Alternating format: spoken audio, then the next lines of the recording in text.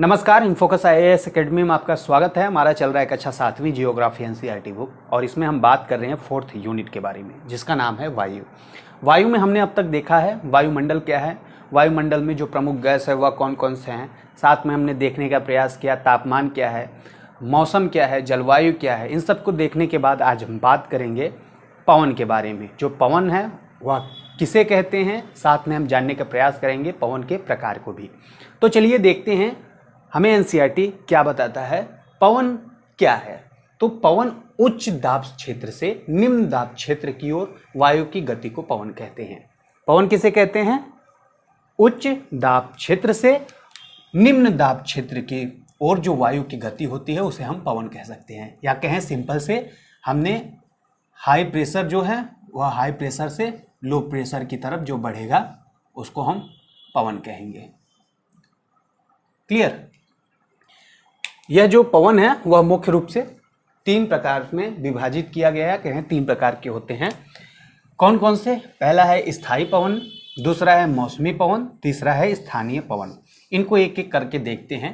स्थायी पवन क्या है? तो हम देखते हैं जहाँ पे हम कह सकते हैं कि वर्ष भर लगातार निश्चित दिशा में चलती रहती है, उसको क्या कहते हैं हम? तो स्थायी पवन कहते हैं। क्या कहते हैं? स्थायी पवन कहते हैं। अब इसमें हम देखते हैं स्थायी पवन में कौन कौन से आते हैं पवन। तो व्यापारिक पवन आएंगे, पश्चिमी पवन आ जाएंगे और साथ में हम देखते हैं पूर्वी पवन भी इस स्थायी पवन में ही दिखता है हमें। यानी स्थायी पवन किसे कहते हैं?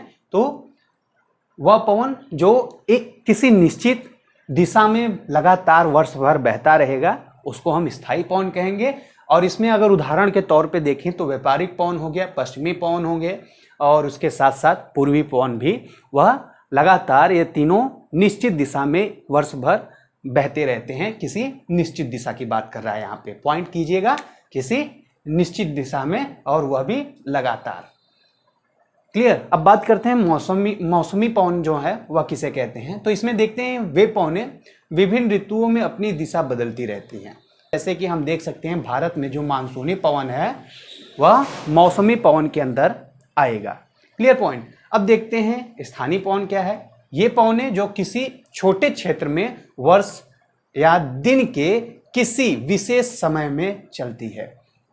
स्थानीय पवन क्या है?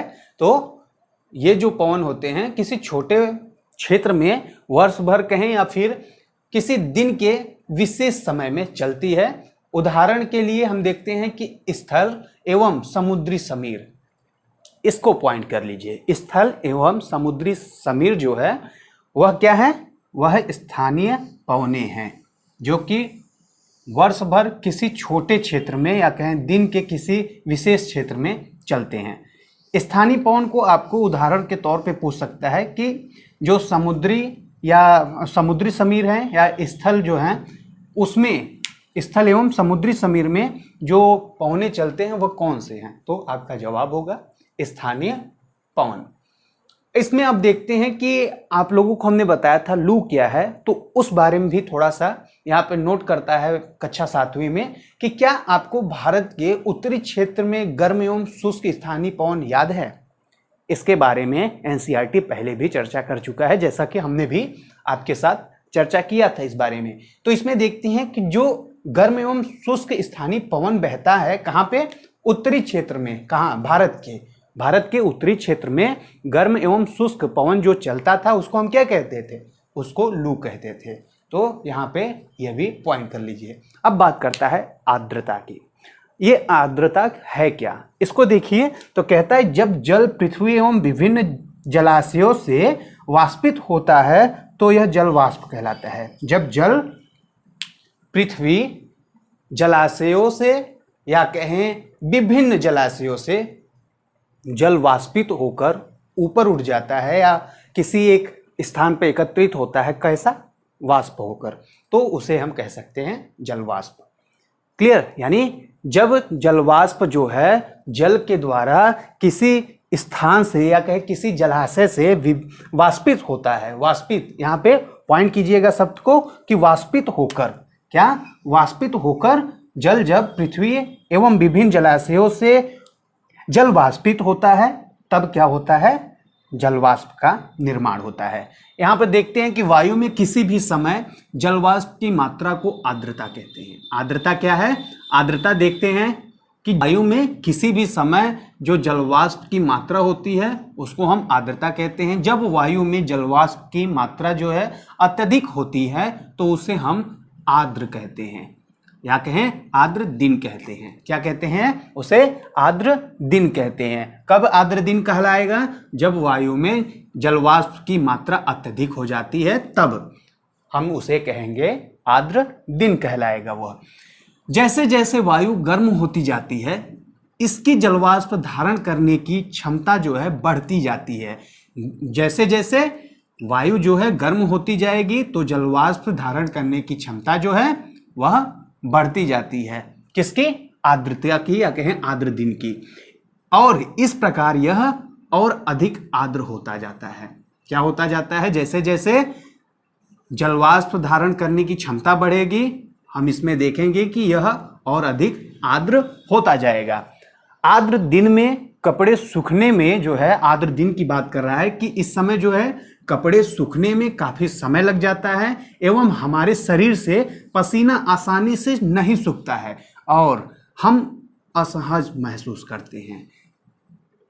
जैसे कि हमें थोड़ा सा घुटन जैसा लगने लगता है। इस आर्द्र मौसम में, आर्द्र दिन की बात कर रहा है, आर्द्र मौसम में कैसा फील होता है? असहज फील होने लगता है। कब? जब हमारे शरीर से पसीना नहीं सूखेगा तो हम देखते हैं कि हम असहज फील करने लगते हैं, महसूस करने लगते हैं। जब जलवाष्प ऊपर उठता है तो यह ठंडा होना शुरू होता है। जलवाष्प संघनित होकर जल की बूंदें बनाते हैं। बादल इन्हीं जल बूंदों का ही एक समूह होता है। देखिए, बादल के बारे में भी बताने का प्रयास कर रहा है कि जब जल होता है जलवाष्प होकर ऊपर उठता है तो यह ठंडा होना शुरू होता है। यह जब ठंडा होना शुरू होगा तो क्या बनाएगा? हम देखते हैं जलवाष्प जो होता है वह संघनित होता है। संघनित होता है और संघनित होकर क्या होता है? जल की बूंदें बनाते हैं। और यही जो जल होते हैं, जल की बूंदें, इनको देखते हैं बादल, इन्हीं जल बूंदों का एक समूह होता है। क्या होता है? एक समूह होता है इन्हीं जल बूंदों का। Clear point?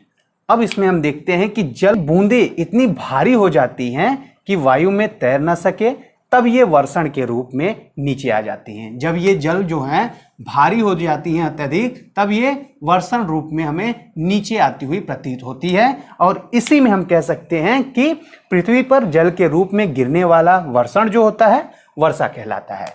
ये जो भारी होकर जल भारी हो जाती है तो क्या होता है? नीचे गिरता है। और जब पृथ्वी पर नीचे गिरने की अवस्था होने लगती है इस वर्षण की, तो इस हम क्या कह सकते हैं?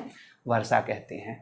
क्लियर? अब इसमें देखते हैं कि ज्यादातर जो भूमि जल होता है वह क्या है? वर्षा जल से ही प्राप्त हमें होता है और पौधे जल संरक्षण में मदद करते हैं। यहाँ पे पॉइंट दिखा रहा है कि जो पौधे हैं वह जल संरक्षण में मदद करते हैं। जब पहाड़ी पार्श्वों से पेड़ काटे जाते हैं, वर्षा जल अनावृत पहाड़ों से नीचे बहता जाता है एवं निचले इलाकों में बाढ़ का कारण बन जाता है। जब पेड़ पौधे कटने लगते हैं पहाड़ी इलाकों से तो हम देखते हैं उस क्षेत्र में बाढ़ की क्रिया जो है अत्यधिक होने लगती है। क्रिया विधि आधार पर हम कह सकते हैं कि वर्षा के जो 3 प्रकार होते हैं वह कौन कौन से हैं? संवहनी वर्षा, पर्वतीय वर्षा, चक्रवाती वर्षा। अब देखिए, ये जो संवहनी वर्षा है या कहें चक्रवाती वर्षा है, चक्रवाती वर्षा को अगर हम देखें तो क्या देखेंगे? चक्रवाती वर्षा जो होता है ठंडा प्लस गर्म मौसम के बनने के बादल और संघनित होकर फिर वर्षा का निर्माण करते हैं। यानी गर्म और ठंडा मौसम जब होगा तो संवहनी वर्षा होगा। पर्वतीय वर्षा हम देखते हैं पर्वत से टकराने के बाद पर्वतीय वर्षा का निर्माण करता है। इसी प्रकार से अगर हम देखें संवहनी वर्षा तो वह समुद्र के इलाकों में देखने को ज़्यादातर मिलता है।